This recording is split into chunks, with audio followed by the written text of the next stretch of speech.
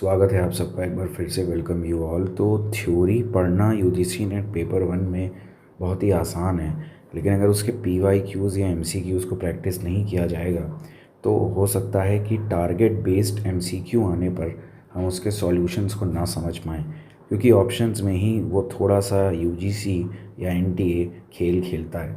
इसलिए हम PYQ questions लाए हैं और पहले क्वेश्चन से जल्दी से स्टार्ट करते हैं। बहुत ही कॉमन क्वेश्चन है, ऐसे डेटा इंटरप्रिटेशन के क्वेश्चन आते हैं। तो चलिए देखते हैं। दिस इज़ द टेबल और हम केवीएस मदान के क्वेश्चंस का प्रैक्टिस यहाँ पर कर रहे हैं। So this is in India by primary resource. तो हमारा ये मोटिव रहने वाला है कि हम इसके एक्सप्लेनेशंस को डिटेल में समझें। तो यहाँ पर भारत इंडिया जो एनर्जी का प्रोडक्शन करता है वो किस किस तरह से करता है, कोयले या लिग्नाइट से, पेट्रोलियम से, नेचुरल गैस से, और फिर ये एक बिजली बनती है हाइड्रो और न्यूक्लियर यानी जल और तापीय यानी न्यूक्लियर एनर्जी से मिक्स। और फिर ये टोटल यहाँ पर दिया है कि कितना बनता है। इसका यूनिट है पेटा जूल्स। अब ये 10 टू द पावर होता है 15। अब आपको इसमें डिटेल में नहीं जाना है, तो हम क्वेश्चंस पर आते हैं। सबसे बड़ी बात है, किस साल में पूछ रहा है primary sources recorded the lowest growth in total production of energy. तो देखिए यहाँ पे आपको टेबल देखनी होगी।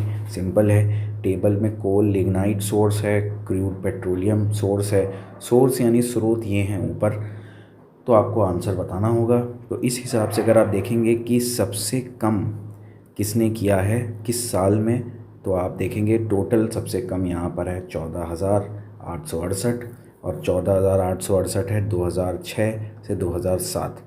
तो इसमें कोई भी ऑप्शन नहीं है, ध्यान दीजिएगा इस बात को। नन ऑफ द अबव या नन इंक्लूडेड यहाँ पर होगा, ठीक है। उसके बाद हम सेकंड क्वेश्चन पे देखते हैं। Which source of energy has shown the highest growth rate.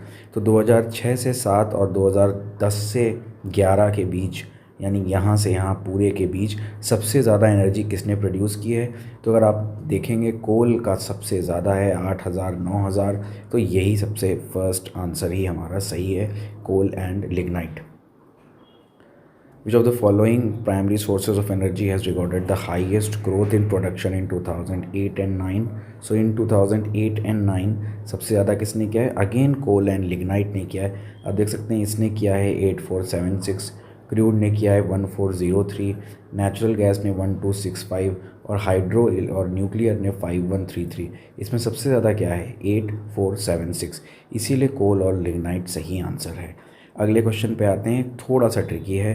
किस साल में हाइड्रो एंड न्यूक्लियर का मिला हुआ, ध्यान से सुनिएगा, हाइड्रो एंड न्यूक्लियर का मिला हुआ प्रोडक्शन जो है वो बाकी सबके लगभग डबल हो जाएगा, ठीक है। ये आपको ध्यान में रखना है। तो आपको इसके लिए क्या करना पड़ेगा, ये जैसे 5059 है, इसको आपने यहाँ पे लिख लिया 5059, और ये बाकी जो तीन हैं 9207 1579 2012, इनको जोड़ दीजिए।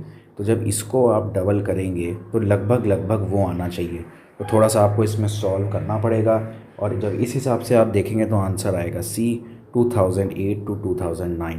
थोड़ा सा आपकी स्पीड फास्ट होनी चाहिए, कैलकुलेशन फास्ट होना चाहिए। द इंटरनेट एथिकल प्रोटोकॉल क्या कहलाता है? तो ये कहलाता है नेटिक्वेट्स। नेटिक्वेट्स क्या होता है? वो जो एथिक्स मतलब जो आपके होने चाहिए नियम कि आपको ऐसा करना है, आपको किसी के साथ धोखेबाजी नहीं करनी है, सबको इक्वल इंटरनेट देना है, बाकी सब प्रोटोकॉल्स तो आपको मानने ही पड़ेंगे, इंटरनेट चलेगा नहीं। और मोरालिटी क्या है कि मोरल आप हैं, आपके मोरल्स हाई हैं, आपको हमेशा सिखाया गया है किसी के साथ बुरा मत करो, अच्छा मत करो, वो अलग हो जाता है। एथिक्स जो किताबों में है कि हमें ये करना चाहिए, लेकिन नेटिक्वेट्स क्या होता है कि इंटरनेट पर एक एथिकल प्रोटोकॉल है, वो नेटिक्वेट्स होता है। उसके बाद हम बात करते हैं commercial messages on the net. जब आप ऐप चलाते हैं, इंस्टा या कोई नया ऐप, और उसमें बीच में आप देखते होंगे या क्रोम में भी, तो आपको कुछ छोटे शॉर्ट वीडियो या प्रचार एडवर्टीज़मेंट आता है, उन्हें आपको पता ही होगा बहुत सिंपली हम क्या कहते हैं। तो हम कहते हैं वेब कॉमर्शियल्स, ठीक है, क्योंकि वो इंटरनेट पर चल रहे हैं, और कॉमर्शियल्स हैं क्योंकि एडवर्टीज़मेंट है, इसलिए वेब कॉमर्शियल्स कहलाते हैं। Manuel Castells was the first to use the term. इन्होंने कौन सा टर्म सबसे पहले निकाला? तो इन्होंने निकाला नेटवर्क सोसाइटी। नेटवर्क सोसाइटी है, ये इंटरनेट से ही बेस्ड है, ठीक है। GIF का क्या फुल फॉर्म है? बहुत ही कॉमन, बहुत ही पुराना है, ग्राफिक्स इंटरचेंज फॉर्मेट, शायद आप में से कई लोगों को पता हो, तो ये करेक्ट है। GIF आप सब यूज़ भी करते हैं, इसको एक्सप्लेन करने की ज़रूरत नहीं है। Which one of the following is not an operating system? IBM है, लाइनक्स है, सन सोलारिस भी है, फायरफॉक्स नहीं है। फायरफॉक्स एक वेब ब्राउज़र है। मोज़िला फायरफॉक्स आपने नाम सुना होगा, 3.5 4 वर्जन और बाकी सब आ रहे हैं, तो इसका आंसर क्या है? सही, D is not an operating system. अब कुछ थोड़े से हाई लेवल क्वेश्चन पे आते हैं। Which of the following is या are a minority institutions? Punjabi, Osmania, Kashmir, Saint Stephen's. तो देखने पर ऐसा लगता है कि 1 2 3 ही हैं, क्योंकि कोई एक पंजाबी है, दो हमारे मुस्लिम्स के हैं, और इसी में हम धोखा खा जाते हैं, क्योंकि हमें पता है हिंदू मेजॉरिटी में है इंडिया में और मुस्लिम्स हमारे माइनॉरिटी में आते हैं, पंजाबी, सिख्स, मुस्लिम्स। तो यही आपका कॉन्सेप्ट गलत है। एजुकेशनल जो इंस्टीट्यूट्स हैं, आपको पता होगा आर्टिकल 29 और 30 में उन्हें दिया गया है freedom that they can establish their own institutes, और जो आर्टिकल 30 है वो इन्हें एक अपना इंस्टीट्यूट एस्टैब्लिश करने की स्वायत्तता देता है। जैसे कि 21A है, वो क्या बताता है कि 6 साल से 14 साल के बच्चों को क्या मिलना चाहिए? फ्री में एजुकेशन मिलना चाहिए। तो उस आर्टिकल में ये दिया है कि कोई भी माइनॉरिटी अपना बना सकता है इंस्टीट्यूट। आप उस नज़रिए से माइनॉरिटी इंस्टीट्यूट्स को मत देखिए। इसमें करेक्ट आंसर होगा 4th, स्टेफेंस कॉलेज। अब आपको बहुत अजीब लगेगा, लेकिन ये बात सच है, इन्हें बनाया है किसी माइनॉरिटी ने। फॉर एग्ज़ाम्पल मैं एक लेता हूँ, उस्मानिया जो है, ये हमारे तेलंगाना के हैदराबाद में आता है। तो ये कुछ 1918 या 1917 में इस्टेब्लिश है, सॉरी मुझे करेक्टली याद नहीं है। और ये साउथ हमारा जो इंडिया है उसका 3rd ओल्डेस्ट यूनिवर्सिटी है, और इसको निज़ाम जो थे हैदराबाद के उन्होंने बनाया था। और शुरुआत में क्योंकि ये नया नया एजुकेशन को स्टार्ट करने के लिए वहाँ पर बनाया गया था, आज करीब यहाँ पे 4000 इंटरनेशनल स्टूडेंट्स पढ़ते हैं।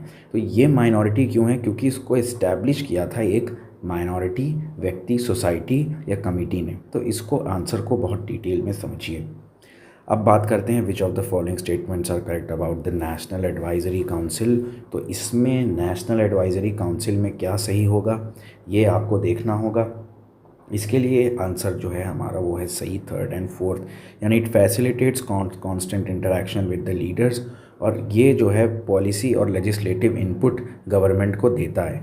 मैं आपको बता दूं, नेशनल एडवाइजरी जो काउंसिल है, इसके बारे में डिटेल में आप पढ़ सकते हैं, लेकिन एक और टर्म है जो आपको जानना होगा, उसका नाम है NCMEI। ध्यान रखिएगा, इसका फुल फॉर्म है national commission for minority educational institute. ये 2004 में बना था। ये भी इसी से जुड़ता हुआ टॉपिक है, रिलेवेंट है, ध्यान दीजिएगा। एंड हमारे ये चैनल्स हैं, टेलीग्राम पे क्विज़ रहते हैं, PhD की इन्फॉर्मेशन है, जॉब्स की इन्फॉर्मेशन है, इन्हें ज्वाइन करिए। इंस्टा पर भी इस पेज को फॉलो करिए, यहाँ पे आपको अच्छे अपडेट्स मिलेंगे। Thank you and have a nice